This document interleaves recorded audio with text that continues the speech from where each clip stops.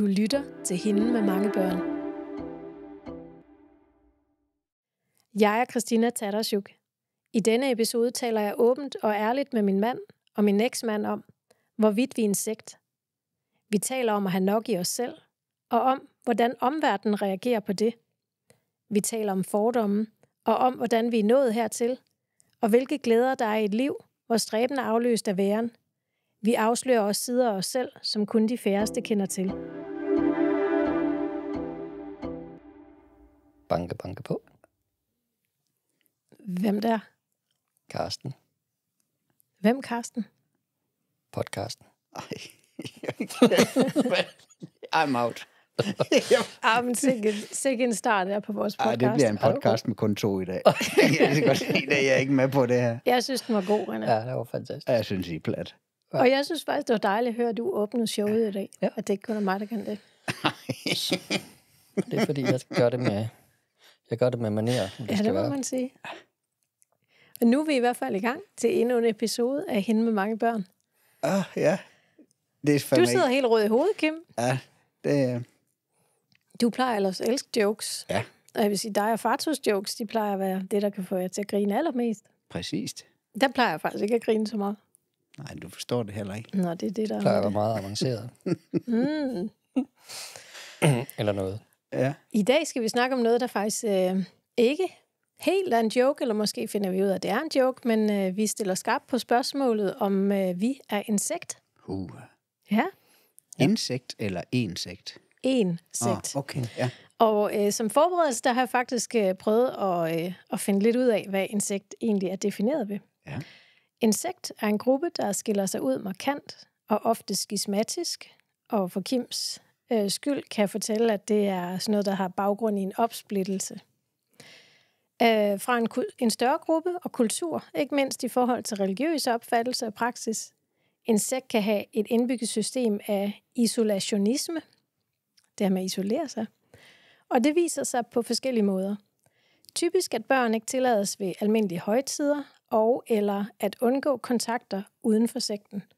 Der skabes en os- og dem-tankemåde, der forstærker følelsen af at være speciel for at fastholde medlemmerne. Ja. Det er de sådan mere officielle definitioner af insekt. Ja. Og det er jo, når vi tager det op, så er det jo dels lidt i sjov, men også med en vis portion alvor, fordi det er jo faktisk noget, vi indimellem godt nok i nogle lidt kedelige internetkredse, som for eksempel Reddit, men vi bliver kaldt insekt, eller vi bliver kaldt sektagtige. Ja.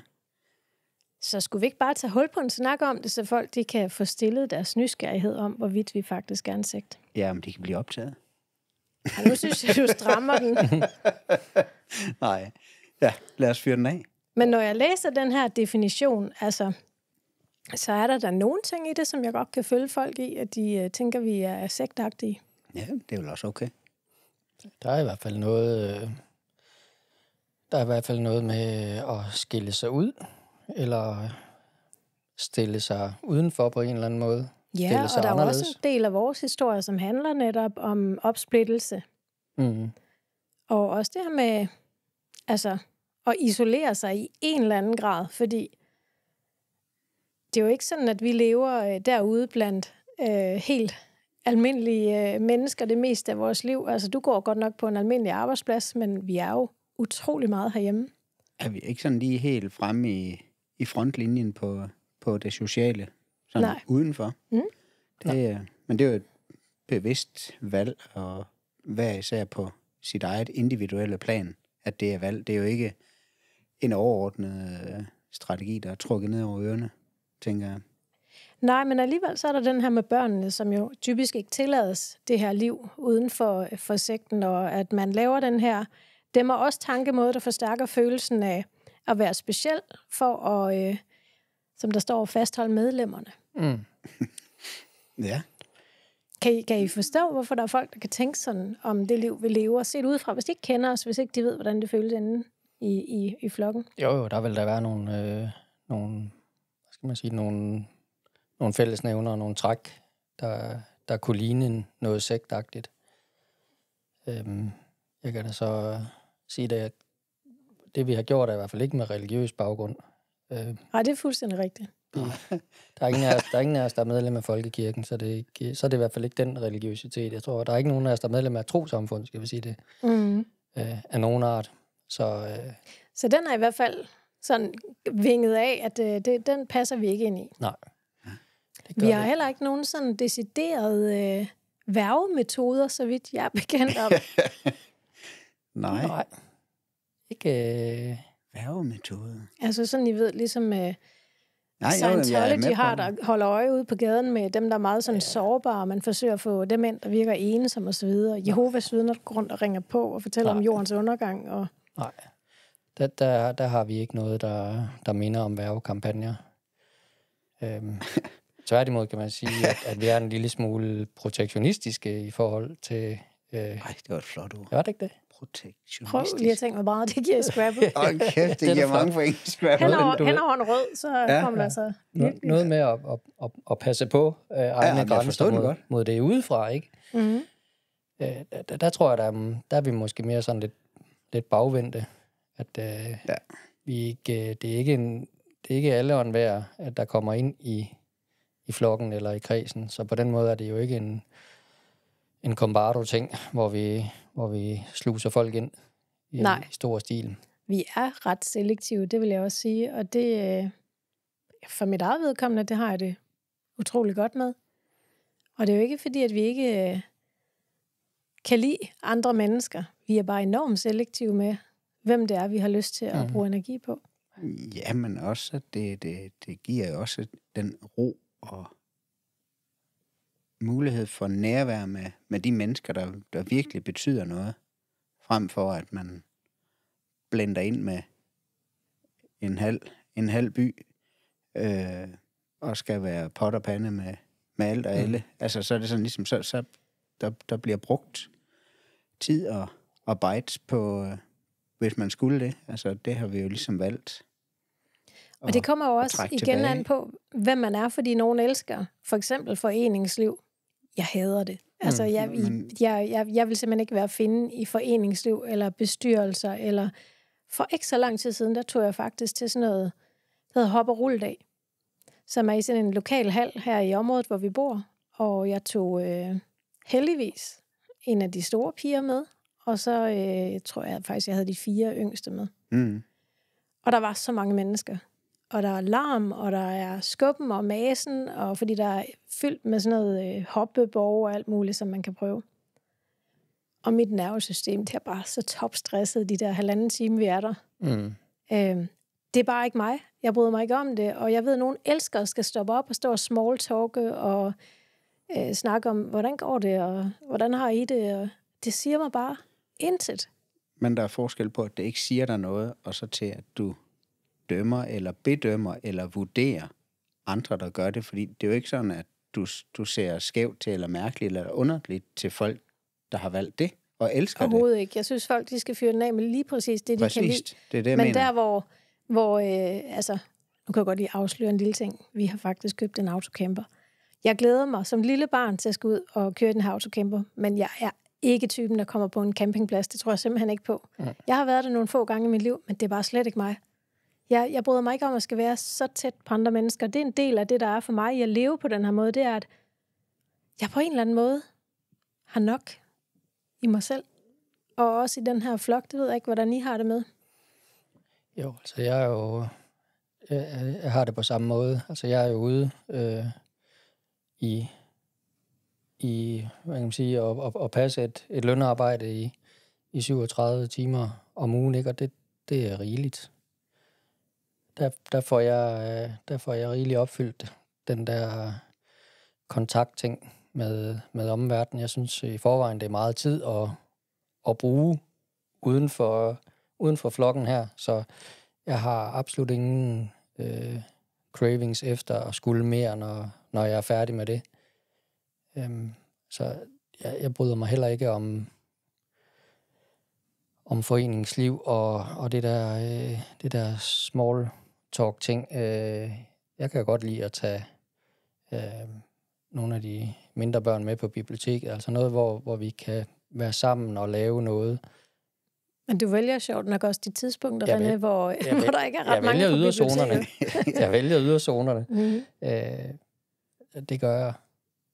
Ja, og det er så mit nervesystem er heller ikke super gearet til alt for meget larm og uro. Og, Det er jo den ene del, det der med, om der er larm og uro, og hvad det gør ved ens nervesystem, fordi der tror jeg faktisk, vi alle tre er ret ens, at vi er sådan ret sensitivt indrettet alle sammen. Men jeg tror også, der er en anden fælles nævner, det der med, om samtaler giver mening. Altså, om vi føler genklang i samtaler, eller om, altså, jeg kan jo godt, jeg har siddet til mange forældremøder, når vi har haft børn i skole eller noget, men altså, jeg er ikke den store smalltalker med andre forældre, og jeg kan godt virke lidt reserveret. Det tror jeg i virkeligheden også, jeg er, men det er ikke noget, der tænder nogen som helst lys ind i mig og skal smalltalk. Nej. Men jeg tror da også, det er et spørgsmål, om man hviler i sig selv, fordi sådan har jeg jo ikke altid haft det. Men i takt med, at den indre ro, den er vokset, og behovet for at blive anerkendt, eller være god nok, at det ligesom er fadet ud. Jamen, så fylder det ikke helt så meget. Så fylder det fylder absolut ingenting. Altså, den del, som du nævner der, Kim, den har du jo nok altid haft, René, den der hvilen i sig selv. For jeg kan huske for mange år siden, hvor du var på en anden arbejdsplads, hvor der var sådan meget uforståenhed omkring de her firmaarrangementer, som der var efter fyreaften. Ja, og dem har jeg jo aldrig været tilhænger af at deltage i, og det er jeg stadigvæk ikke. Forskellen fra tidligere til nu er, at jeg er blevet fuldstændig skarp på det, og helt åben om det, altså og melder det ud vidt og bredt, og sige, det der, det er ikke en blomst, jeg kommer til at vande, fordi når jeg har lagt mine betalte arbejdstimer, så har jeg andre ting, jeg hellere vil. Altså, der er bare ting, der betyder mere for mig. Det behøver jo ikke være et fravalg af andre, eller fordi du ikke bryder om deres men det er jo, nærvær. Nej, men det er jo ligesom vi snakkede om i en tidligere podcast, så bliver det jo på en eller anden måde en naturlig følge af det tilvalg, der hedder, at når jeg er færdig med at gøre det, jeg skal, så vil jeg gerne hjem og have nærvær og dybe samtaler med flokken i stedet for. Ja. Hvordan bliver du mødt, når du melder fra så tydeligt som det der? Jeg vil faktisk sige, når jeg forklarer, hvorfor det er, så er der ingenting. Men andet end en stor forståelse, og at det er et synspunkt, man kan have og leve efter. Det er mere det der, når det er før i tiden, da jeg ikke var god til at melde klar ud, at det blev sådan lidt usagt og lidt undvige manøvrer og sådan noget. Der var der meget uforståenhed. Men jeg oplever faktisk, at når jeg melder ud, at det er et prioriteret valg, at der er noget, jeg hellere vil, så oplever jeg ikke, der er knas i det. Jeg tror da også, at når man bare er åben og ærlig, om man er til at flette pettirør og sidde i yogastilling nede ved søen, eller man brænder for at tage til biltræf, eller et eller andet. Hvis man er passioneret, og man er åben, og man er ærlig om, det er mit valg, det er min prioritering, det er det her, jeg går efter, så tror jeg, man møder forståelse og respekt alle steder. Nej, det er jeg faktisk ikke enig i. Er du ikke? Nej, fordi jeg oplever, at det har vi mærket i mange år, det der med, at hvordan kan I ikke have lyst til, at vi skal, for eksempel de her, når vi har haft børn i skole, altså så er der jo en ting, det er de her legegrupper, som skolerne synes er sindssygt vigtigt. Og jeg har da også sådan, når først mine børn, de har været i skolen. Det er vigtigt at lære tvang fra start af. Jamen, jeg er simpelthen bare ikke tilhænger af det. Og så skal mine børn have lov til at have fri, så skal de selv bestemme, hvem de skal lege med. Og for nogle er det jo sindssygt vigtigt, fordi at børn skal mixes på kryds og tværs. Og i forvejen synes jeg jo konstellationen at sætte 22 børn ind i samme klasse, som har nøjagtigt det samme alder, bare fordi de bor i samme lokalområde, at den præmis, den er forkert. Så jeg har oplevet det mange sammenhænge også, at de her forældre, som vi har været en del af de her forældregrupper, altså, så skal de mødes til ost og vin og noget. Det har aldrig sagt mig noget. Altså, og det skal jo være sådan et eller andet. Det gør vi, fordi det giver et godt sammenhold omkring børn, og det kan også være, det gør. Men der er ikke nogen, der har noget ud af at slæbe mig et sted hen, hvor jeg sidder og hamrende uautentisk. Og jeg har heller ikke noget ud af at stå til fodboldstævner den ene weekend efter den anden, hvis det er sådan, at jeg står og hader det. Jeg vil ikke byde mine børn at deltage i noget, som jeg decideret hader. Det vil også give en skæv energi at sende ud. Absolut, men jeg respekterer fuldt ud, andre de har det på en anden måde. Det her, det er bare sådan, jeg har det. Og det vil jeg også gerne have lov til at have. Men jeg har oplevet, at det er svært at forstå, og det er måske det, der kan gøre sektagtigt, fordi hvad er det så, der foregår? Hvad er det, der er så spændende derhjemme? Hvorfor er det hele, det skal holdes derhjemme? Det er jo bare, fordi vi har en fed fest herhjemme. Og det er derfor, at man skal følge med her på podcasten, eller abonnere på det. Ja, absolut. Så kan man få stillet sin nysgerrighed. Ja. Men jeg er fuldstændig enig med dig i, at det formentlig kan være svært at forstå, hvis man er vant til at køre det der gear, hvor at det er foreningsarbejde, og det er forældremøder, og det, som fylder tiden. Og som du siger, Kim, så er det jo et spørgsmål om, at det er der nogen, der brænder for, og synes, det er super fedt at være involveret i alting. Og det er jo fedt, det er jo deres passion. Og hvis det er en passion, fordi jeg vil gerne slå på trummen for, at hvis det ikke er, så er det faktisk okay. Der er ikke alt, man kan vælge fra, men der er virkelig meget, man kan vælge fra. Der er simpelthen ikke nogen, der skal sidde til de her arrangementer, uden faktisk at gerne ville det. Der er nogle forældremøder, man kan være nødt til at komme til. Men der er også et frit valg, og det skal alle være klar over, der er. Det er bare ikke altid, man bliver mega populær over at melde sig ud. Ej, det er jo klart, altså når man indgår i sådan nogle strukturer i en eller anden art, så er der også en eller anden form for forpligtelse over for fællesskabet. Det kan for eksempel være forældremøder, hvor der skal træffes beslutninger og noget, hvor man siger, der er bare nogle ting, som jeg er nødt til at dukke op til. Men så vil der være en masse andre ting, som er på frivillig basis, hvor man i hvert fald vil jeg opfordre til bare at mærke efter, om det er lysten, der driver værket. Men hvad er det for eksempel, der gør, at vi her ikke har nogen fritidsaktiviteter, der ligger udenfor? Der er ikke nogen her, der går til badminton. Der er ikke nogen her, der går til voksne. Ja, til paddle om torsdagen, eller er ude at cykle mountainbike om lørdagen. Altså sådan et liv har du jo levet før, Kim. Ja, men der dyrkede jeg jo. Altså jeg var panisk angst for at være alene. Jeg kunne ikke holde det ud, bare tanken. Altså så jeg flygtede jo væk i masser af arbejde, eller masser af træning, og med alt, hvad der var der omkring. Så du fyldte din kalender? Jeg skulle bare bookes op, altså helst lang tid ude i fremtiden, hvis jeg kunne det, fordi jeg var panisk angst for at være alene. Det var, fordi jeg ikke hvilede i mig selv, ikke havde fundet hjem. Så det er det, der er grunden til, at det ikke er det, du fylder dit liv med i dag? Ja, jeg har nok i det, vi har her. Og du savner slet ikke lykran og carbon-cyklen bare lidt? Der er altså noget over gamle mænd i lykra. Gamle mænd i lykra, vi kan noget. Du kan da godt gå rundt i det i haven herhjemme. Det kan jeg da. Kan jeg da. Gummistøvler og lykra, det kan man da godt. Det er smidt ud. Ja. Cyklerne er ekspederet videre. Nej, og når jeg møder sådan en masse mennesker, der kommer på, typisk mænd, der kommer fræsende, der er en hel flok på racercykel eller mountainbike, helt ude af sig, så sidder jeg og tænker,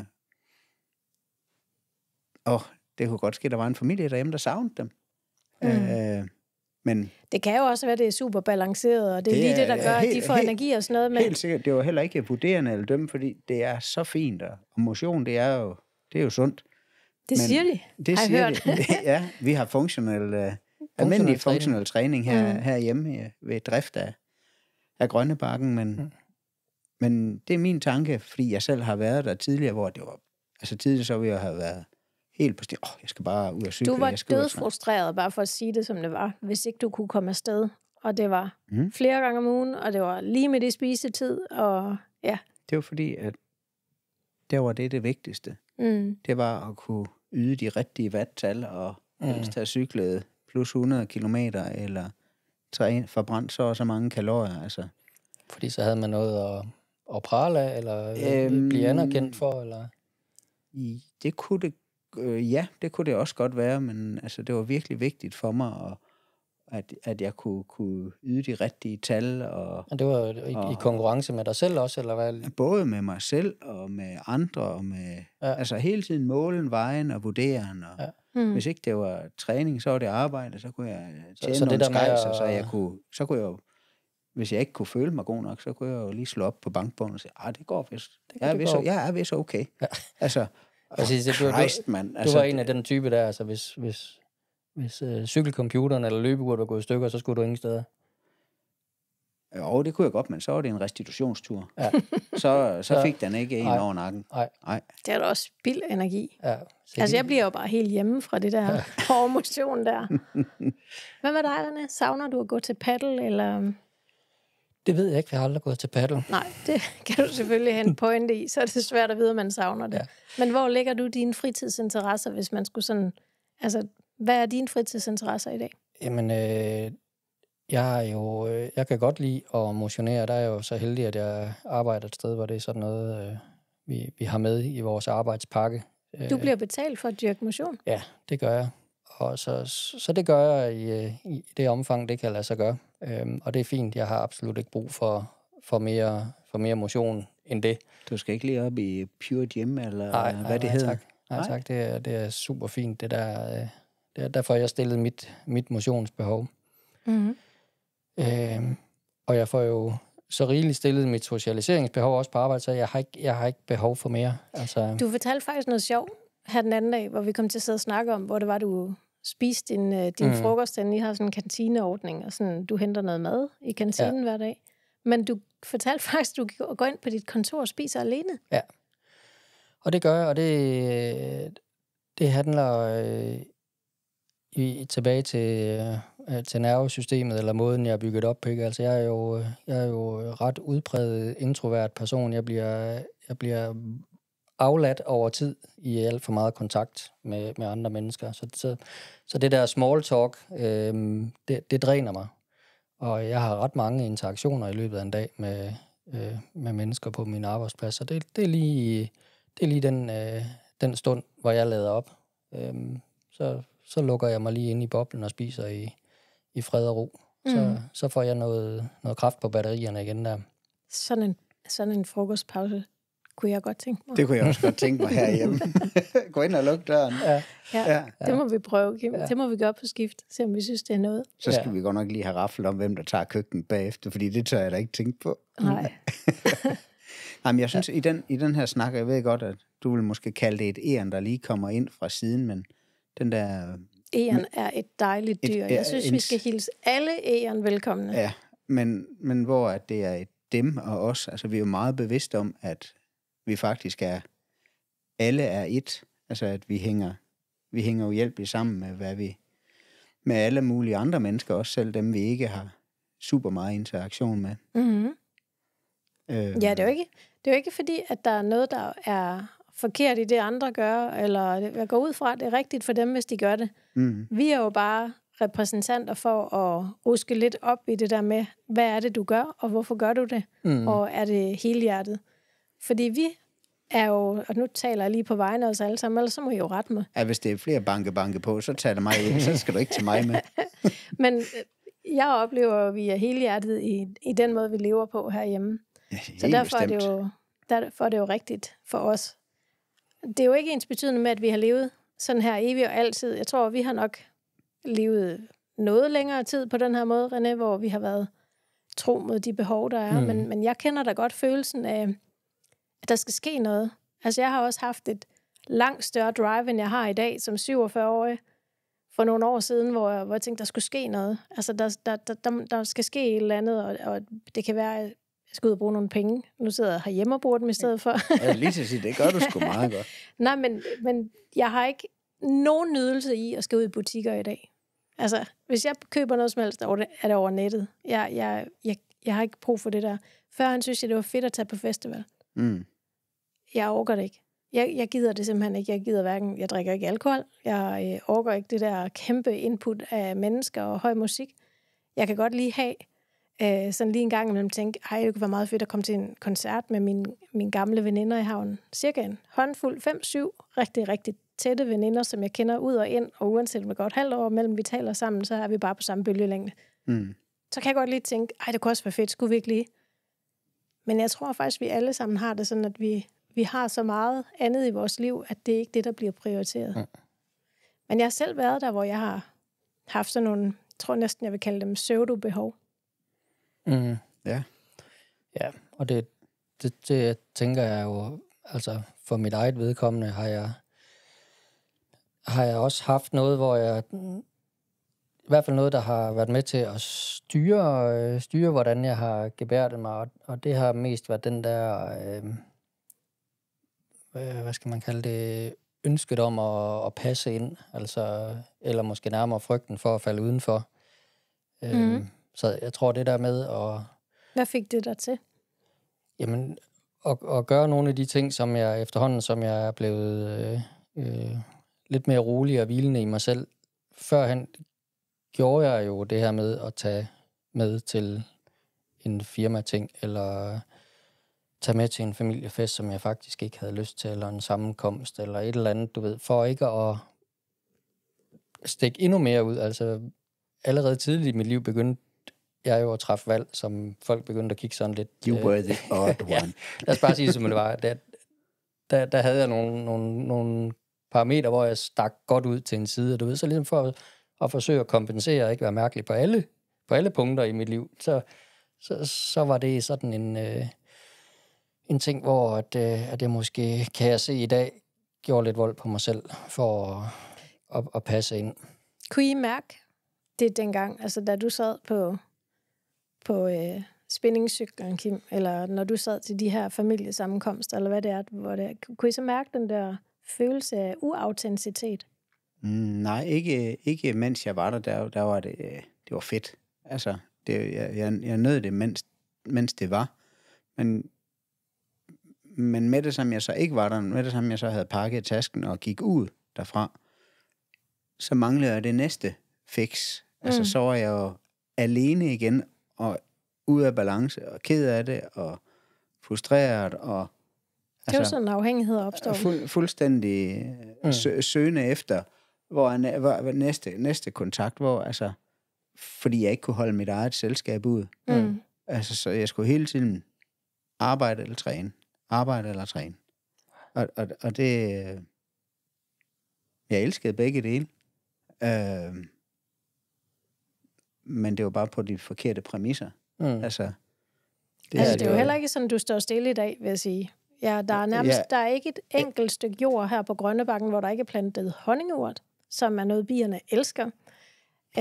Alt er plantet til, jeg vil sige, alt vores jord, det er brugt og udnyttet til fulde. Altså, det er, der er ikke meget, der vender forkert herude, og hvis det gør, så er Kim klar over, at det står næst på to-do-listen, så det er jo ikke sådan, at du ligger på den lade side. Jeg elsker at bevæge mig, jeg elsker at lave noget, så det er slet ikke det, at træningen ikke gør mig godt, og nu er vi faktisk ved at være færdige med at etablere de store ting herude, så jeg tænker også, at jeg skal til at træne lidt igen, men det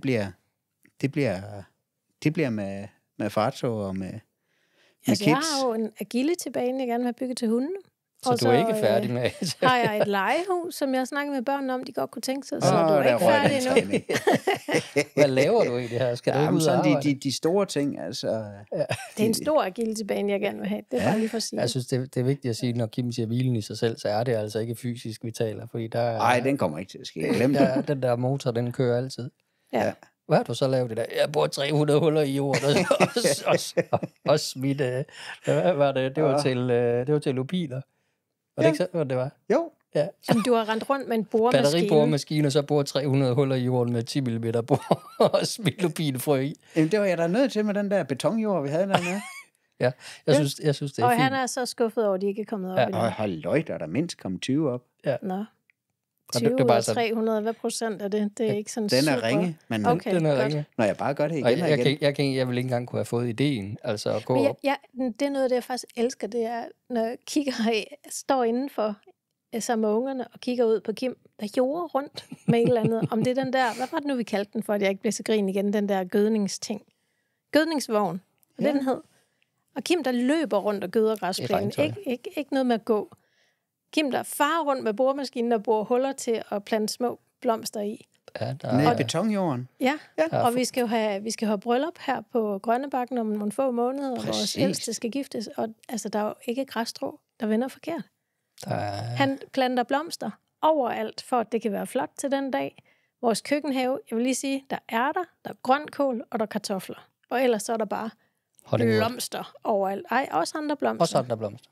Masser. Der er julekrone, og der er morgenfruer. Alle sammen er noget, og bierne elsker. stokrose. Ja, det er blomsterføde, eller biføde. Solsikker. Ja, men der er masser. Dahlie. Men det er jo en nydelse også for os. Jeg kan godt grine af det, men jeg synes også, det er helt fantastisk, at det er sådan. I don't care. I like it. Ja. Det er virkelig også dejligt, at alting det står så lækkert ud. Ja, så det er jo det der med, at du hviler i dig selv mentalt, gør jo også, at du har ikke brug for at komme ud og gøre noget, fordi det her, det giver selvfølgelig også anerkendelse, men fra en meget, meget lille skare af mennesker, som sætter stor pris på det, men værdien ude i det store samfund er måske ikke... Den er lige 0. den er lige 0. Ja, du flytter Jeg ikke tænker bare sådan på, hvis nu det var, at... Altså, jeg er jo fuldt ud klar over, jeg kunne sige, hvis det var sådan, at jeg gerne ville til et eller andet arrangement, eller endda hvis jeg ville på Smukfest, som jeg har været så mange gange, at så ville de sige, jamen, det gør du bare. Mm. Fordi der er også sådan en ting, som jeg tror, der er i mange familier, sådan en retfærdighedsting, sådan en regelrytterhed, eller rytteri, hvor... Når manden skal på jagt, så skal konen mindst have en taske, eller et stykke tøj, eller 2. Jamen, eller også så skal man have lige meget tid ude, eller der bliver sådan et mål, der holder lidt øje med det. Og, Vigtigt. Så er jeg nødt til at sige bagud, hvis I skal... Når i forhold til, at du er på arbejde. Men det er jo arbejde, det er ikke noget... Nå, det tæller ikke. Nej, det gør det ikke. Ja. Men vi er også bare meget... vi har snakket rigtig meget om, hvor forskellige vores behov de er. Nu er det jo ikke, fordi jeg gør ikke alvor af det her, men jeg er den, der godt kan tænke, så nu skal jeg lige ud og gøre det her, og så tager jeg på tur med ungerne. Men det er jo okay, hvis det er dit behov, og det er det, der skal til for, at dit system, det er balanceret og ræser rundt. Det betyder jo ikke, at, det ved jeg. at farfar har det behov, eller nej, jeg har. Vi og har det er jo forskellige. vi skal ikke overføre de her behov til hinanden, men det er også bare for at sige, at den retfærdighedssans, der ligger i, om vi har lige meget fri tid, eller hvad man kan kalde den har vi skudt til hjørne her hjemme hos os. Mm. Og det kan jeg jo selvfølgelig sidde her og være mega selvfed og glad for, fordi det er mig, der har mest tid på egen hånd, eller mest tid i saunaen, eller mest tid i vildmarksbadet, eller noget. Skal jeg have ondt af jer? På ingen måde. På ingen måde. Jeg elsker at facilitere et varmt vildmarksbad, eller en varm sauna, eller det kan jeg godt lide. Altså, jeg nyder det. Ja, jeg vil også sige, det er også vigtigt at huske på, at det, at jeg er ude, betyder jo også, at der er nogen, der står herhjemme med et arbejde, som på mange områder er væsentligt vanskeligere end mit. Altså, jeg har ikke skrigende børn, eller konflikter i børnehøjde, eller du ved, som dræner en. Altså, det er min store udfordring. Det er, fordi jeg er ikke super pædagogisk, og altså, når der er lidt riv og rusk eller ballade med kids, så er det ikke der, jeg har min komfortzone. Så der bliver mine batterier hurtigere drænet, men jeg er blevet væsentligt bedre til det. Men det er også der, du kommer og siger, at du godt lige vil have en halv time i bigården, for eksempel. Og så dribler du derop. Ja, men det er jo vigtigt, at man, altså for at vi kan være den bedste udgave af os selv, at man udtrykker sit behov. Det behøver ikke at være, nu har du har været hen og hvile. Altså, hvorfor skal du så hen og hvile igen? Eller altså, vi passer på hinanden. Når man udtrykker et behov, så er det jo faktisk fordi, at der er et behov. Så må man mærke efter, om det er et larmende behov, eller det er et reelt behov. Eller... Det er også derfor, jeg ved, når jeg kommer hjem, at så er jeg altid lige hen og hvile. Men så er jeg også klar over, at så er der jo jer to, som har været på herhjemme, uden sådan... Altså, jeg kan i hvert fald godt trænge til lidt mindre børnelarm, når du kommer hjem. Ja, der plejer jeg lige at... Det er jo der, hvor du sådan lige kan træde et halvt skridt tilbage og sige, nu kan skulderen lige falde ned et øjeblik. Og... Ja. Men du har også mere tag i alt, sådan generelt i alle børn, og har lidt større tag i de mellemstore, end jeg har, så der kan mamma også bedre. Det var også bare for at snakke om det her med, at retfærdighedssansen er ikke det, der præger det.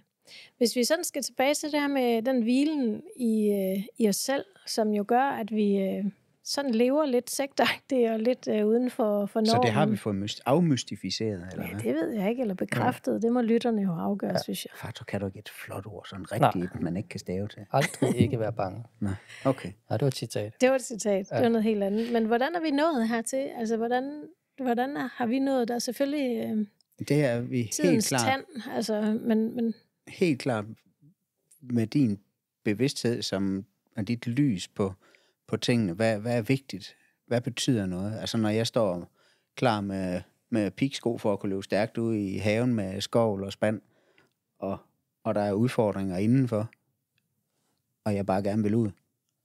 Hvad er vigtigt? Altså, når tingene bliver i talesat, hvad betyder noget? Hvad er vigtigt? jeg tænker også på, hvad har fået os til at trække den her energi hjem? Altså, hvad er det, der har stoppet det her familieutroskab? Altså, hvor vi har hævet vores energi hjem? Men jeg tror, det er Bevidsthed. jo... Ja, og det er det, og det er jo bevidstheden, i hvert fald for mit vedkommende, om, at den der vigtighed af at være helt skarp på, hvad jeg bruger tiden på. Og, Bevidsthed og prioriteringer. ja, og i sidste ende er det jo, hvis den bliver ført langt nok ud, så er det jo den der med, hvis den næste time er den sidste, jeg har, hvad vil jeg så helst? Vil jeg helst sidde til firma julefrokost, eller vil jeg godt hjem? Og Sådan kan du jo ikke leve. det kan man faktisk godt. Det er jeg nødt til at sige. Og det handler jo ikke om at være dødsangst. Det handler bare om at bruge bevidstheden om, at det vi har, er noget, vi har til lån, så på et tidspunkt, så er det slut. Og være skarp på det gør i hvert fald for mig, at det er ret nemt at vælge, hvad det er, der er vigtigt for mig i mit liv. Og det, Bevidstheden om livets essens, den er en helt afgørende del i at finde den ro og hvile i sig selv. Jeg tror, for mig har det faktisk også været erkendelsen af, hvad min virkelige behov var. Fordi nogle af de her pseudobehov, som vi lige var inde på før, der var et tidspunkt i mit liv, hvor jeg mærkede, at glæden ved at tage på festival, glæden ved at købe et eller andet nyt, eller være på en shoppingtur, glæden ved alle de ting, som jeg førhen følte glæde ved, det holdt op. Damper hurtigt af.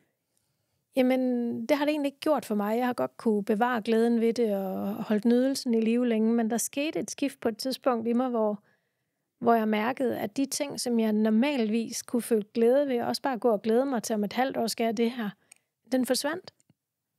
Og det betød, at jeg var nødt til at genopfinde mig selv, og så havde jeg sådan en mellemperiode, hvor jeg tænkte, okay, jeg skal tilbage til naturen, det er der, det er. Jeg tog et svampekursus, så jeg begyndte at samle svampe i skoven, så jeg fiksede mig med noget nyt, nogle sundere interesser måske.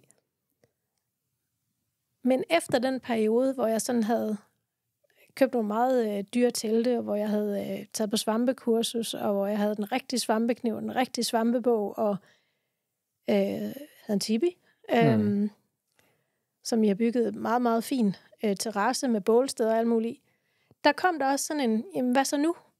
Og der gik det op for mig, det her det er ikke noget, jeg kan fikse mig ud af, det er ikke noget, jeg kan købe mig ud af, det er ikke noget, jeg kan gøre mig ud af.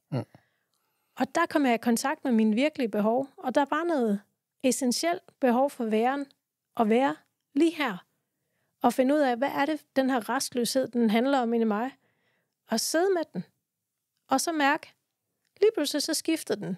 Når jeg blev i den, så skiftede den til bare en fredfyldthed og en ro. Så erkendelsen af, hvad min virkelige behov var, det gjorde det også for mig, at jeg holdt op med at søge på samme måde uden for mig selv. Erkendelsen af, at jeg har det allerede herinde i, det er bare et spørgsmål om at sætte sig ned, og så er naturen og ungerne en kæmpe vejviser. Men oven i det, kan man sige, så har du jo også haft modet og viljen til at agere på det. Altså, nu tænker jeg på din fortid, hvis du måske engang man havde en snært af et eller andet med, at der må der være noget større, eller noget vigtigt, eller noget mere, så skyndte du dig at løbe en tur mere, eller cykle en tur mere, eller Nemlig, arbejde lidt mere, eller...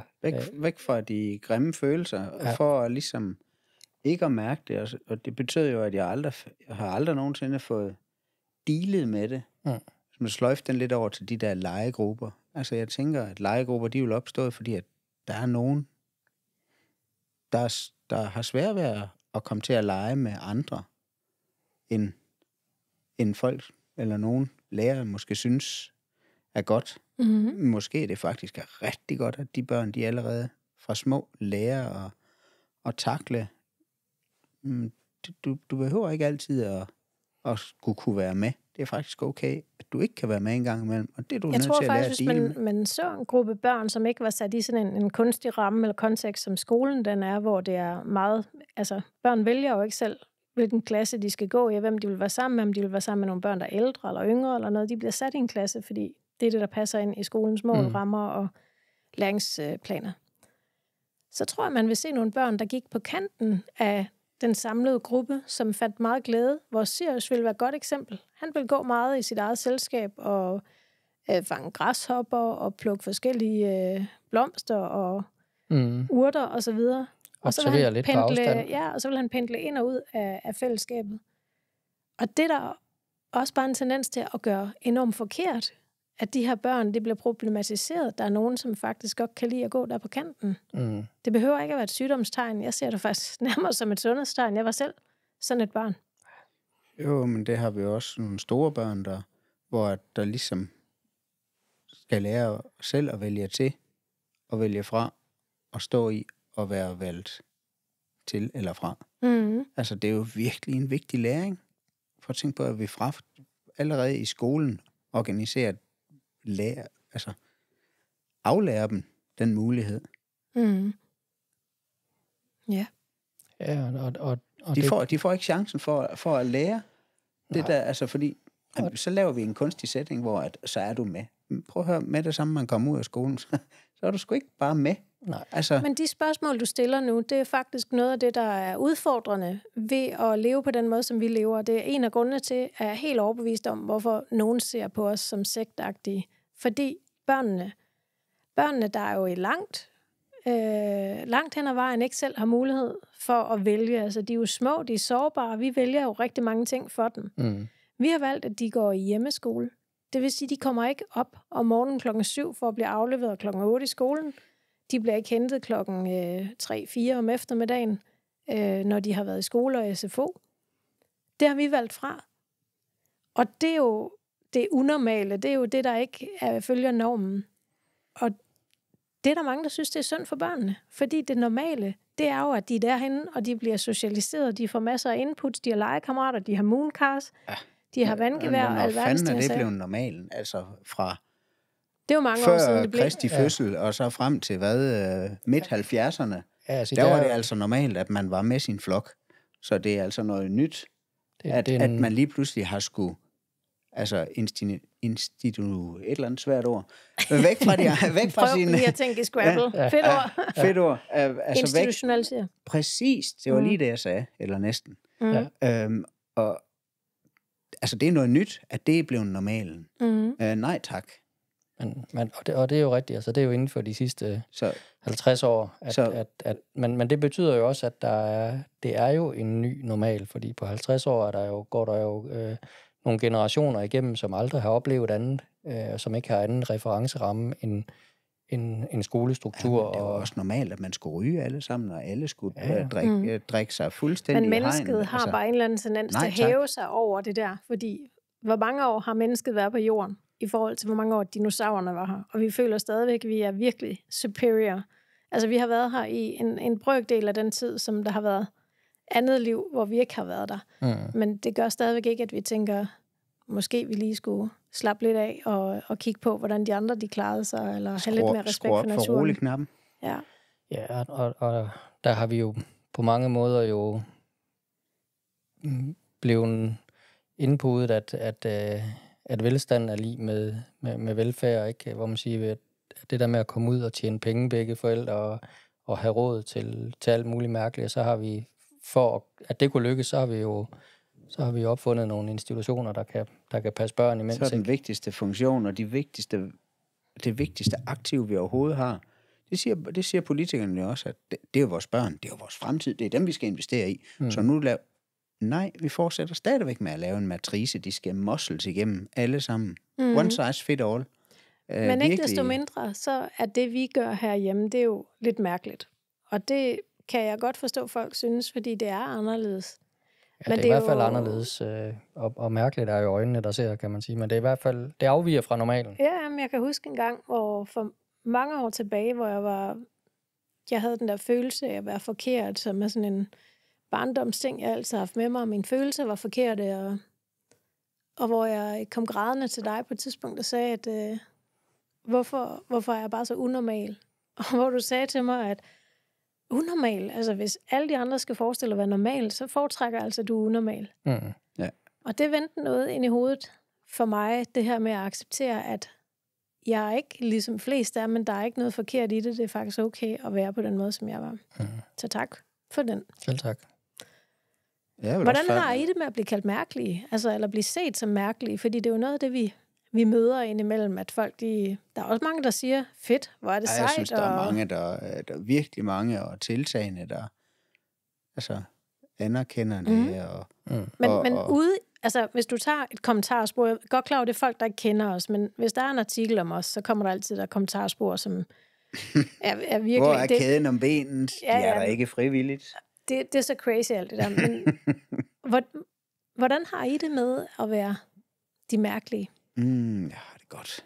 Jeg har det lige så godt, som hvis jeg havde været en superstjerne, og de synes, at det var, hvor er de seje, hvor er de fantastiske. Altså, det er selvfølgelig rart, at der er nogen, der kan blive inspireret af det, men I don't care. I don't care anymore. Hvad med dig, Arne? Jamen, jeg har fået det godt med det, med tiden. Men som jeg sagde før, den der tidligere i mit liv, det der ønske om at passe ind og ikke stikke ud af kassen, du ved, ikke tiltrække mig unødig eller negativ opmærksomhed, den fyldte væsentligt mere for årtier tilbage. Men du ved, efterhånden som årene går, som du sagde i starten, der kommer noget levet liv i det, at jeg er bare fuldstændig i ro med, at det her, det er min måde. Det er min måde at leve på. Det er det, jeg har brug for. Jeg havde sådan en sjov oplevelse. Afbrød jeg noget? Jamen, det kan jeg sige, så er jeg kommet fuldstændig i ro med at være mærkelig, fordi det er jo bare et par briller, der siger mærkelig, fordi at det stikker ud fra en norm, men jeg ved, det er rigtigt for mig, og så er det jo sådan set. Så er resten jo faktisk lidt underordnet. Fuldstændig. Ja. Den sjove oplevelse, jeg ville fortælle om, det var egentlig, at nogle gange, når jeg deler noget på min Instagram-profil, så kan jeg jo se, at det vækker noget i folk på både godt og ondt. Skyggesider? Det ved jeg ikke. Det må folk jo selv fortælle, hvad det vækker. Men, og det er jo ikke fordi, at jeg ikke har ro omkring det, men jeg synes faktisk, det var interessant. Og der for nyligt, der delte jeg et billede, hvor jeg ammer Saga. Og Saga, hun har jo været 4,5. Det kostede følgere. Det kostede nogle følgere. Og det er jeg helt vant til, at det er bare sådan nogle ting, som koster følgere. Og så deler du et eller to mere? Bare lige for at state det. Altså, fordi det er den der ikke bangehed, altså den der frygtløshed, som bare, altså, det er virkelig ikke vigtigt. Og det, der slog mig den her gang, det var, at den dialog, som de følger, der så valgte at blive, de havde og kom med, de inputs, de kom med, den var så utrolig nærværende og intens. Så det siger bare noget om, hellere have 5 mega gode venner, end at have en omgangskreds på 30, som ikke er der helt. Altså hellere have noget, der virkelig er stærkt og ægte. Ja, kvalitet frem for kvantitet. Absolut. Ja. Og det summer jo sådan set meget godt op, noget af det, vi har snakket om, hvorfor vi hæger så meget om og bruger så meget tid her i det her fællesskab. Ja, hvad er det gode ved det? Lad os tage glæderne også. Nu har vi snakket om noget af alt det svære. Ja, og det vil jeg sige, det er jo, for mig er det jo så absolut en af de helt store gevinster. Det er dybden, og det er samhørigheden. Altså det der med at kan bruge tid på noget, der ikke skøjter på overfladen, eller måske en lille smule under overfladen, hvis man er heldig, men få noget, du ved, hvor det er helt ned i sjælen, og i hvad der er vigtigt i vores og hinandens liv, os der er viklet sammen her. Det vil jeg sige, det det er det helt store plus for mig. Mm. Og det er det, der gør, at jeg bliver ved med at komme tilbage, lige så snart jeg overhovedet kan. Det er den følelse, der er de oplevelser. Så du holder ikke på en resteplads imellem Karup og Grønnebakken og lige siger, jeg gider ikke hjem endnu? Nej, det kan jeg love dig ikke gør. Jeg har også ro og nærvær og fællesskab som de primære, altså det er det har givet. Mm. Altså det er... Roen, den kan jeg spejle mig i. Jeg har aldrig prøvet det hele mit liv, den ro. Altså, Det er dejligt. det er vildt dejligt, og det er stadigvæk om... Altså, jeg har været der meget, meget længere, end jeg har. For mig er det jo ikke nyt, men... Det er okay, vi kan godt have sådan en newbie med. men det er fantastisk at mærke og føle den ro, der er i bare det, der er. Der behøver ikke ske. Jamen, kæmpe shout-out til ro. Altså, Der det er behøver virkelig, ikke- hvis jeg der kunne give behøver ikke en ske egenskab mere. til alle mennesker, så skulle det være ro. Fordi med roen, der følger der så meget Nærvær. altså indsigt til bevidsthed, og altså en kilde til at være, og ro er virkelig Det giver afgørende. plads til, at man også kan mærke det usagte. Mm. Man kan begynde lige pludselig at begynde at mærke hinandens energi. Mm. Det synes jeg faktisk, det er jo lidt skægt, at hvordan, altså da du startede med at fortælle det for 5, 6, 7 år siden, med om din energi. Prøv nu at høre her. Altså, det er jo heksekunst, du snakker nu. Altså, du siger et, men din energi siger noget andet. Nej, det findes ikke. Altså, og det er virkelig, det er vildt med energien. Men man altså, skal være lidt heks for at leve det her liv, tror jeg. Ja, du er klart blevet brændt på bålet for 100 år siden. Ja. Men Så er det godt, jeg lever i dag. ja, det er meget taknemmelig for. Jeg vil sige, det der med roen er fuldstændig enig i, at det er forudsætningsskabende for en masse ting. Fordi hvis man altid er på vej videre til den næste event, eller på vej ud og træne, eller på vej til noget andet arbejde, eller et eller andet, og aldrig under sig selv at komme ned og sidde og bare være uden at skulle noget. Det er helt uden at se i lotusstilling, eller... Det behøves man overhovedet ikke. Det er et spørgsmål om bare Har du noget modstand på Lotus? at falde til ro. Det er fordi, hans knæ ikke kan rode sig men rundt. jeg har måske på en restaurant med noget nærende samme navn. Nå, den historie, den må vi simpelthen dele en anden dag. Ja, den deler vi en anden gang. Det må vi gøre. Ja. Jeg mærker i hvert fald en kæmpe integritet. En følelse af integritet, at jeg kan være mig selv. Jeg kan være tro mod mine værdier. Jeg er aligned med det, jeg tror på. Og det, jeg siger, det er også det, jeg gør. Jeg tror bare, det er følelsen, det efterlader her hos mig. Mm, Det er dejligt. det er det. Det er vildt, at jeg kan sidde stille her, sådan jeg kan mærke en helt lille fest inde i mig selv, når vi sidder og snakker om det. Fordi det er fandme fantastisk, at... Det er fedt, når man begynder at have en fest med sig selv. Jamen, vi skal ikke andet end det, vi har skulle i går. Ligesom i går. Ligesom i forgårs, og ligesom de samme igen i de morgen. sidste 4 år. Og i morgen, der skal vi det samme. Ej, altså nu vil jeg sige, Igen. nu har vi købt en autocamper, nu er vi nødt til at skære ud og på lidt eventyr og sådan noget. Men sådan, de basiske ting der, det er same. Basis ting, ikke basisk. Basis, det er sådan en Det kommer sgu da an på, hvad man skal. Ja, det er selvfølgelig rigtigt. Præcis. Og jeg skal snart høste honning, og det er basisk. Okay. Er det det? Hvorfor tror du, det er sårhælende? Hold da. Det er fordi, det slår bakterierne ihjel ved at være meget basisk, mener jeg det var.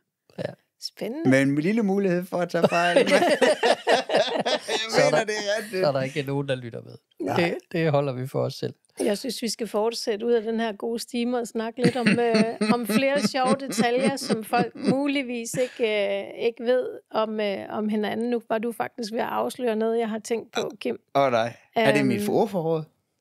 Nej, det var faktisk René, der vi afsløre det selv. Hvad er det? Nå. Fordi en ting, som jeg ikke er sikker på, at følgerne ved, og det er faktisk ikke I sad og havde hemmeligheder for mig i går, havde I. Ja, men jeg kom faktisk til at tænke på en ting, som jeg ikke er sikker på, om folk de ved om Farto. Oh. Og nu bliver du måske lidt fornærmet, fordi du vil sige, selvfølgelig ved de det. Det kan de se. Men du træner faktisk ret meget. Ja. Ja. Ja, Og han er jo en ret hakket taget betragtning af, hvor gammel du er. Det var godt, du lige fik det sidste med. Altså en lille bitte smule hydrofonisk, eller hvad det hedder? Det er ligesom sådan en buld på... Ligesom sådan en fragtskib. Ja. Sådan skarp i toppen, og sådan en lille... Nu sidder du og nedgør det. Jeg vil Nej, faktisk han er gerne faktisk fortælle. en flot hakket mand. Ja, det er han. Og du træner ud på din arbejdsplads, det ved vi jo alle sammen. Men det er rigtig tit, når vi sidder og snakker om aftenen. Jeg vil lige ud og træne. Og jeg ved sgu ikke, om du træner en 3-4 gange om ugen eller et eller andet. Jeg synes faktisk, det er ret sejt, og det er jo styrketræning, og du er svedig og varm, når du kommer ind, og du er ret flot hakket, og jeg ved hver gang, hvor store drenge, de er samlet herhjemme, så skal de hen og måle overarme og lårmuskler og alt muligt med deres far. Ja, det er godt. Det er faktisk ikke, altså... Jeg synes, Selvfølgelig det er kan de sejt. se det, alle dem, der ser billeder af dig, men der er også nogen, der kun lytter til podcasten, så derfor synes Det kan jeg man også, ikke høre. Nej, man kan ikke høre, man kan ikke høre du er hakket. Nej. Jamen, Du bare holdt kun lidt snøvlet. Der er forskel på hakket og snøvlet.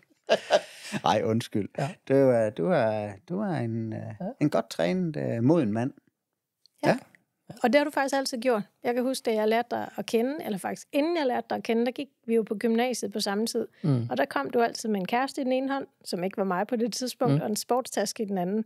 Og der havde du sådan en flot Y-form dengang. Du var også meget trænet og hakket.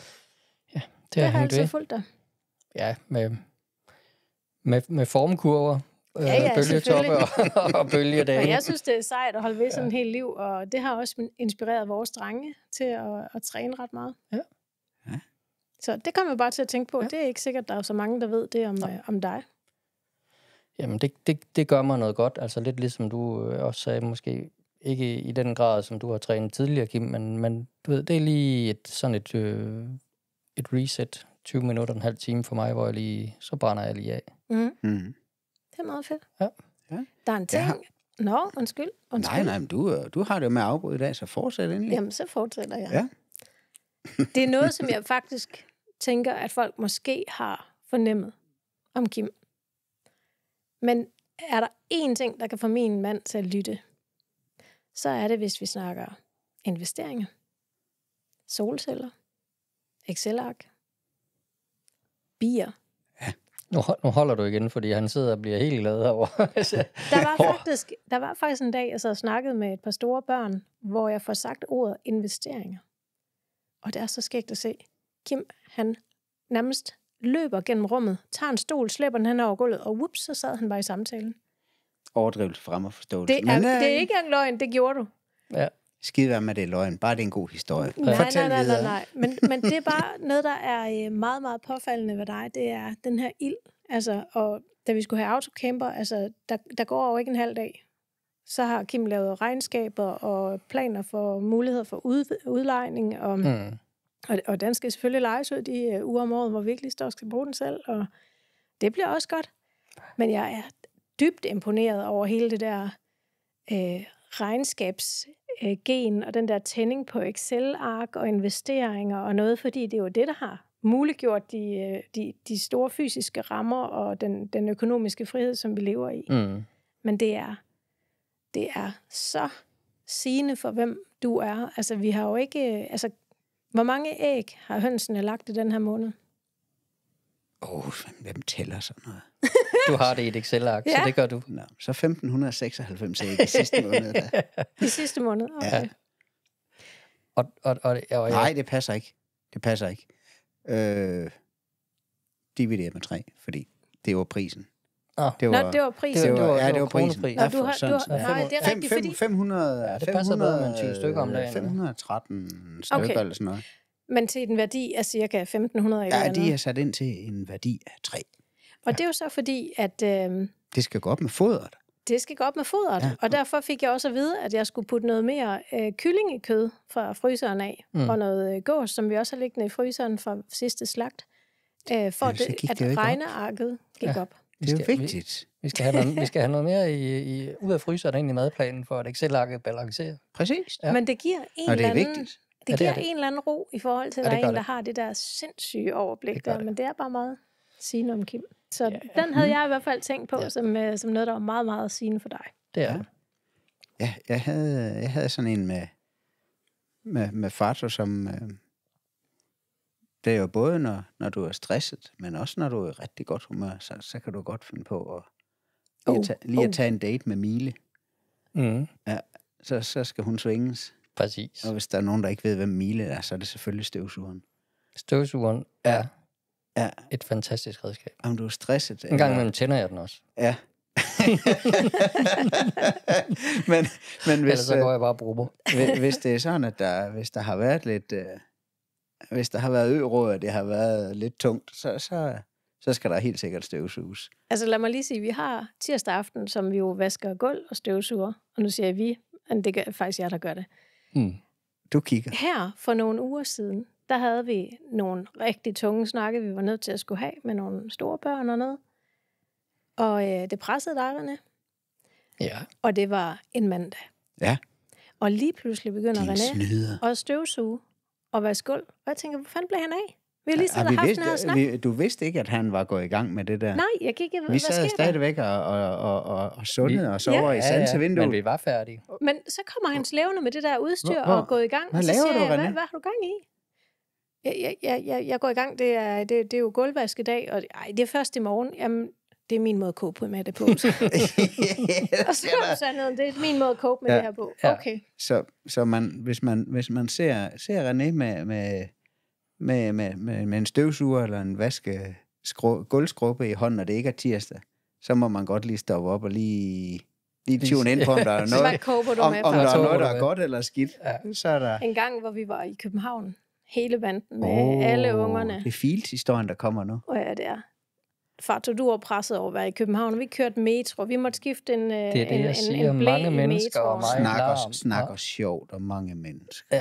Ja, og ungerne, de ville så gerne i Fields, og de ville gerne på, jeg tror, det var sådan noget KFC, eller andet, de gerne ville ind på. Og så går vi rundt, og pigerne vil gerne ind og kigge i nogle butikker og noget. Og så tænker vi, hvor er Farto henne? Vi kan ikke finde Farto. Så inde midt i Fields, der ser vi bare en mand, der sidder midt på sådan en lille bænk. Midt på torvet. Midt på torvet har taget sine sko af.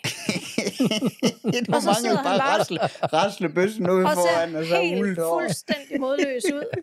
Og så kommer jeg ind og siger, hvad så, Farto? Jeg trænger til at komme hjem og støvsuge. Det var altså ikke lige dig. Nej, det siger det ikke. Jeg har det ikke godt med mange mennesker, og det rimer ikke særlig godt på København eller Fields. Der er bare mange mennesker. Altså, vi kan jo godt tage Mile med til København, hvis vi skal over næste. Det må vi gøre en anden gang. Støvse ude på torvet i Fields, det kunne være fint. Ja. Vi kan lave sådan en lille træktog, du kan hæve hende med. Nå. Ja, men det er rigtigt. Det synes jeg også, det er rimelig sigende for mig. Ja, den er faktisk ret sød. Ja.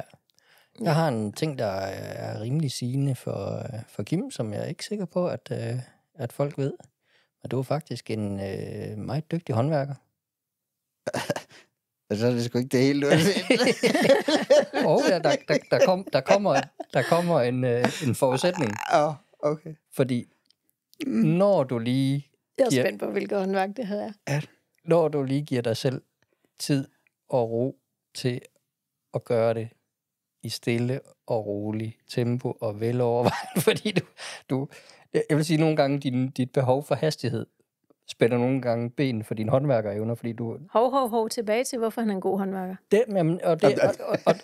Og det er du. Altså, rundsav og stiksav og alt med træ, der skal bygges og skrues sammen. Altså, det er jo ikke små ting, du ikke kan få lavet i god kvalitet på ingen tid.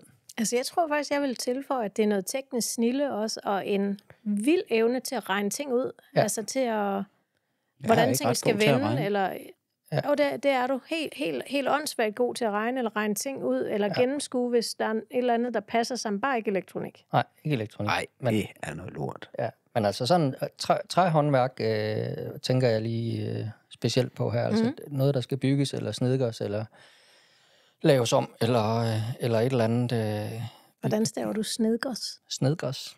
Snedgereres. Okay. Du er godt nok grammar police i dag, hva'? Ja, afbryder og stikker kniven ind over det hele. Det er bare så ukærligt. Ja. Snedgørs, men fedt ord. Hvis man går rundt på Grønnebakken, så kan man jo se det alle steder. Så kan man møde et lille projekt i nyerne. Jeg vil lige sige, projekt, på et tidspunkt, da jeg havde den første mandegruppe, der var der en, der sad og kiggede ud af vinduet, og der kigger man altså ud på vores højvede. Og så sagde han, jeg får det simpelthen så skidt, at de der brædder, de ikke er lige lange. Ja, det er fordi, de er bygget til stedet. Okay. Ja, de er bygget til Det skulle jeg til lige have terrænet. vidst. Det var det, jeg skulle svare. Jeg kom så til at grine. De er bygget til terrænet, fordi ellers så skulle man jo bygge dem, Terrænets så kroner, så de følger terrænet. Der var en mening med det, selvfølgelig. det står fuldstændig i vatter. Selvfølgelig var det det. Fuldstændig lige skævt over det hele. Det tror jeg lige, vi skal have navn på ham der. Fordi hvis han vidste, hvor lang tid det har taget ekstra på, at de ikke skulle være lige lange. Jeg finder ham lige i arkivet. Øj, så mand. Ja, det har været noget af et projekt. Det skal også lige siges, de er 6 meter lange og 1,30 meter brede. I højbeden, de er store. De er kæmpe store. De er pænt store. Ja. Men det var det, jeg lige tænkte, tak. jeg vil fremhæve din håndværksmæssige evner. Ja, det er jeg glad for. Mm. At du synes det. Mm. Så jeg havde en om med mamma. Den er måske ikke så flatterende, som vi snakker om, men dine fremskudte stationer. Great. Prøv her. Nej, hun roder af helvede til. Ja, det gør hun. Ja, det var faktisk det, jeg ville prøve at sige. men nu du selv har haft kniven fremme, så lad os da bare tage... Ja. Ej, du roder helt sindssygt. Jeg vil godt lige til mit forsvar sige her. Der er ikke en forsvarstale. Det er mig, der har tysseren. Jeg har gang i mange ting på en gang. Ja, det har du. Ja, det har du. Det skal man sige. Ej, det... Men man kunne jo godt tænke, at du skulle afslutte dem også en gang imellem. Ja, det er der, vi kommer ind. Det er der, vi kommer ind med sweeperen. Altså, hvis jeg nu lige tager, hvad der ligger på sofaen lige nu, der ligger der en stak bøger, og jeg er ved at læse i dem. Nej, du er ikke. Du googler dem. Eller du AI'er dem, og ser, hvad hovedpointerne er i dem. Nej, det gør du køber bogen, nej, kigger på den og siger, og så AI'er du den, og så ser hvad hovedpunkterne er. Er du færdig? Nej, ikke helt nu. Ja. Hvad ligger der mere på sofaen? Ja. Jeg vil godt lige sige, først, så går jeg på AI. Så tager jeg og får et resumé af bogen, så jeg ved, hvad den handler om. Så læser jeg den, og hvis ikke jeg orker at læse den, så køber jeg den også på lydbog, så får jeg den læst op. Og så ligger den på sofaen. Jamen, jeg elsker at have bøger. Ja da. Jeg synes, de er æstetiske. Jeg synes, de er lækre. Også. Jeg er vild med vores bibliotek. Mm-hmm. Det er virkelig smukt. Nå, hvad ligger der ellers på den sofa, som I har? Er typisk strikketøj, hvis vi er i den fase. Ja. Ja, sytøj. Eller klippe skabeloner til at klippe eller sy efter. Det hedder efter. snitmønstre. Snitmønstre, præcist, ja. Så ligger der i hvert fald 4-5 stykker tøj af dit. En overlocker og en symaskine står lige ved siden af. Ja. Måske en tripod til kamera. Ja, den ligger bag sofaen. Præcist. Så jeg har centreret det omkring sofaen? Nej. Det var kun sofaen. Det var den de andre ting kommer vi til nu. Og så ligger der ligger også tøj. Så ligger der helt sikkert... Men det er ikke det tøj, som ligger over på skamlerne over ved øen, fordi der ligger også som regel... Nej, det er noget andet. Det er noget andet tøj. Ja. Hvis jeg lige kommer udefra, og lige skal noget, så lander det på stålet. Ja, men det gør skoene til gengæld også, så det følges ad. Men når det er sagt, og det synes jeg faktisk, det er rimelig sagt, det vi har gjort her. Vi har hverken over- eller undergjort det. Der er mange stationer. Men du er også den allerbedste til, når det så tager dig, at nu skal vi alle sammen rydde op. At så kan vi jo få hele hytten til at stå knivskarpt i løbet af et par timer. Ej, der er altid sådan forholdsvis ryddet, men vi er mange mennesker, og mine ting er utrolig lækre og smukke, og så får jeg altid at købe smukke ting. Ja, og de ligger, så derfor så pynter de faktisk. Du spreder dit pynt. Spreder glæde. Ja. Spreder glæde og pynt. Skønhed. Så, præcis. Men lige så vel som du har mange skønne poster rundt omkring, så er du også rigtig god til at foranledige et sweeper-team. Mm-hmm. Nå, ja. Det var godt at høre. Ja, det synes jeg. Helt. Ja. Det må man sige. Jeg har omkring mamma, som folk måske ikke ved, og det tænker det ved de måske godt alligevel, men som jeg i hvert fald vil fremhæve, som går heldigvis for os to, kan man sige, som nu sagde du selv, du har ikke sådan de hele store pædagogiske evner. Jeg har måske... Du har noget mere. Jeg har lidt mere, men ikke sådan voldsomt meget. Men det har mamma. Ja. Sådan i ikke bare til voksenpædagogik, men altså også til børnepædagogik og børnebevidsthedsarbejde. Og det er simpelthen fantastisk. Det, som du siger, det der med, hvad skal man rive og gøre i? Altså, jeg nyder ikke, når der er en konflikt, fordi det er selvfølgelig ikke sjovt, men jeg nyder at se den blive bearbejdet, og i modsætning til mig, du med, som skiller de stridende parter ad, og så går det nok over på et tidspunkt, eller et eller andet. Men her, du bringer jo folk sammen, og så bliver der snakket, og der bliver anerkendt, hvordan hinanden har det, og her snakker vi selv helt små børn, som lærer de der fuldstændig vildt vigtige kommunikationsværktøjer og mærkeværktøjer i forhold til, når man står i en uenighed med et andet menneske. Det er du bare sublim til, og det er en fornøjelse at stå og kigge på, og jeg ønsker hver eneste gang, at jeg kunne det, og sige, men det kan man selvfølgelig lære. Man kan godt blive lidt positiv misundelig. Ja, og det ved jeg ikke. Der er en ting, er selvfølgelig, man kan lære nogle teknikker og noget, men den der naturlighed, som du udlever og udfører det med, det synes jeg, det er... Tak. Det er da utroligt, som du skrumler og skramler der. Ja, jeg sidder lidt roligt. Ja. Og det vil jeg sige, det er... Det er alt det solskin, I kaster over nu. Ja, det er fedt. Jamen, det er jeg glad for. Inden du får tysseren og får sige noget, så vil jeg faktisk gerne følge lidt op på den. Altså, de evner, du har til at mærke og fornemme, sagt og usagt, og det er jo ikke kun her på Grønnebakken, det er jo også andre folk, der kommer og søger din hjælp. Altså, det er helt vildt, hvad du mærker og fornemmer, og de tanker, du har. Jeg har tidligere sagt, hvordan bliver man filosof? Fordi du er en filosof med dine tanker og din følen og din mærken og tanker om, hvordan man skulle gøre. Du er virkelig det klogeste menneske, jeg overhovedet kender. Det er helt vildt. Det er godt nok fint. Så skarp. Ja. Det kan godt ske, at... Så tror jeg, så hvis jeg skulle ønske noget, så var det, nu afbrød at... hun igen. Ja, det gjorde jeg. Ikke mere. Det er rigeligt. Det er rigeligt. Så ville jeg ønske, at jeg en gang imellem kunne kommunikere det mere pædagogisk ud, når det kommer til de voksne eller til de større børn, fordi der kan jeg godt være... Eller mig. Nej, ikke dig. Men der kan jeg godt være nødhård og rigid og meget firkantet. Jeg tror, jeg har begge sider. Jeg kan godt være meget blød og meget forstående, men jeg kan også være meget hård. Ja, det var det, jeg prøvede at i tale sætte i dag. Du kan være helt... Der var du hård ved mig. Det er fuldstændig rigtigt. Altså, der er du... Der spænder du hele spektret også, og det tror jeg, det er ganske fint. Der er bare nogen, ingen nævnt, ingen glemt, der har det bedre med at få det skåret rimelig hårdt ud. Ja, men ellers så må jeg også skrue lidt op og skrue ned. Det snakker vi også om. Jeg øver mig også på nogle af de her ting. Men tak for det.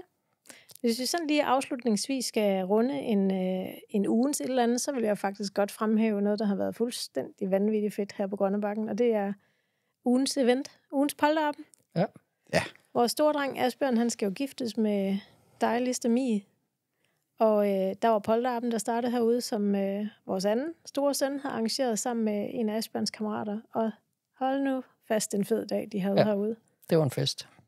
Og så tog de sig videre og var unge og fulde og alt det der, de skal være. Men jeg blev simpelthen så rørt over at stå og kigge på den der store dreng, som bare for ganske kort tid siden føles det som, inde i mig i hvert fald, at han stod på en pakke bleer og hoppede ned og syntes, han var verdens sejeste lille fyr, at han kunne hoppe ned helt op på en pakke bleer. Ja. Til den her voksne mand, som nu skal giftes med sin kærlighed, omgivet af altså de ældste brødre, som var med til polterappen, sine livsvidner, sine venner, som han har kendt gennem mange år på gymnasiet og fra friskoletiden, søværnet. Det var virkelig rørende for mig at se dem samles omkring ham. Ja. Og så var det bare helt vildt sjovt. Og så var der nogle ting, der var helt vildt pinligt. Jeg var nødt til at gå. Og det er koneøvelserne? Ja. Jeg skulle ikke se nogen af dem. Men det var fedt at se den tage isbad, hvor I savner og alle mulige andre fede ting. Det var virkelig en fed dag. Ja, det var det. Og så var det bare for mig at kunne se, at de værdier, som I har prædiket eller levet, altså de skinner jo også igennem med, hvordan Asbjørn han er, og sit valg af venner og omgangskreds. Ja. Fantastiske unge mennesker. Hvor fantastiske unge mennesker de var. Altså kærlige og nærværende over, når de lige krydsede baner med de små, og tog sig tid til de små, lige være nærværende. Altså, og hvordan de var over for hinanden. Altså, det var en fed dag på alle måder. Ja. Det var kærlighed på alle planer. Det må man sige. Mm-hmm. Jeg tror, jeg vil sige tak for snakken, og håber, at den har sat noget i gang. Både derude, og så sætter den selvfølgelig også noget i gang her hos os, som den altid gør. Det er jo det gode ved de her snakke. Det flytter også en masse i os. Det gør det nemlig. Eller bevidstgør en masse. Tak for i dag. Ja, tak.